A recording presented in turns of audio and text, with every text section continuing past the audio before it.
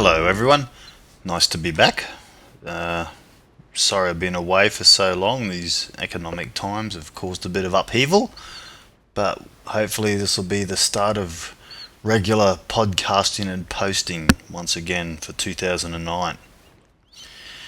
Now, I thought I'd kick it off with a little bit of a rant about the biggest loser meal replacement powders. I've seen these in the supermarket and they're just disappearing off the shelf. They sell out every week, and it's a phenomenal success for the company that's making them. But these meal replacement powders, they got a notorious reputation for ruining diets.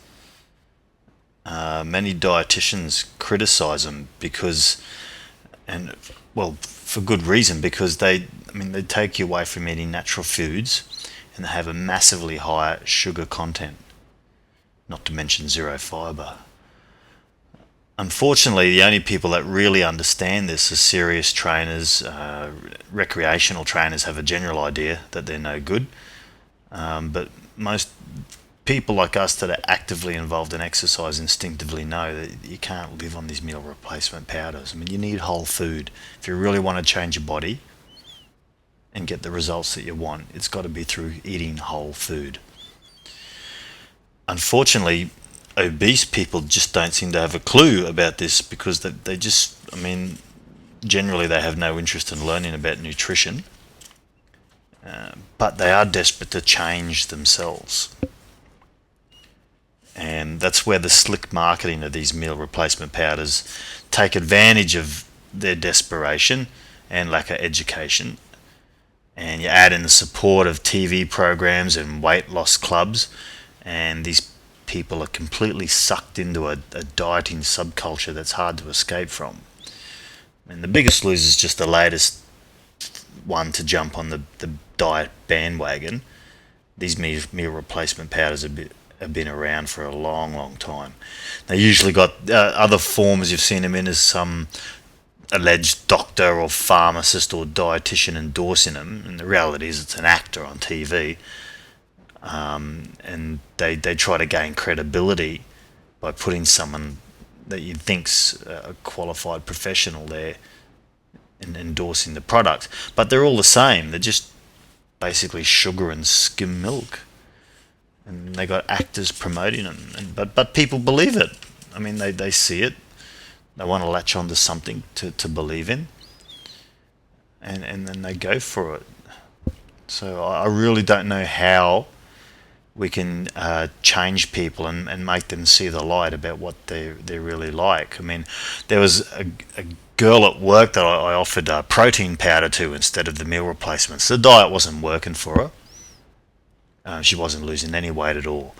I got her on the pure protein powder. I think it was casein too, just a slow release protein, nothing else. And it did work for her for a while. She was drinking the shakes. The casein was keeping her full, and she was starting to lose the weight, but then she just lost the discipline. They just can't sustain it for long enough to see the results because they have that expectation that results are going to happen straight away, and of course they don't. It takes ages. You got to. They say 3 months before you see changes. Well, I reckon you got to train for a good 12 months before you see good, solid, long-lasting changes. It takes time. It's certainly not going to happen overnight. Why do these people have the discipline? Lack the discipline. Maybe they're just people that will never change. I don't know.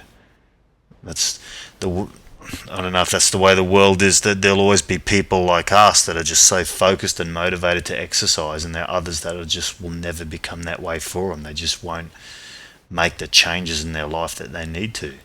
For me, I don't need motivation. I just exercise and I enjoy it. It's just part of the way I live.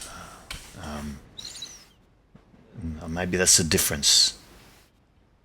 Some people will just automatically be that way, and some people just can't. I don't know if that's true or not. You got to have that inner desire to be involved, not because you have to, but because you want to. I do I tell people that I see the gym as an obligation. I go to the gym, I lift weights, and it's like it's an obligation that I have to attend. But I want to attend. It's not really that I have to. I mean, I want to, and I want to write up programs and stick to the schedule of the program, and then see it through to the end. But anyway, I guess there'll always be a Biggest Loser club around in some form. Once this TV fad dies down, something else will come along to replace it. But you just got to remember that it's a fad. It's just another diet fad. Don't jump on the bandwagon. There'll always be desperate people that buy these meal replacement sachets. They'll be in another form soon with some other logo printed on them. Unfortunately, these people will always be taken advantage of, and they'll always rebound onto the next fad. You just got to try and break the cycle. You got to stop chasing the trends and understand that it's through eating whole foods and regular diet and exercise that you'll really start to make the changes in your life. So stay focused on your goals.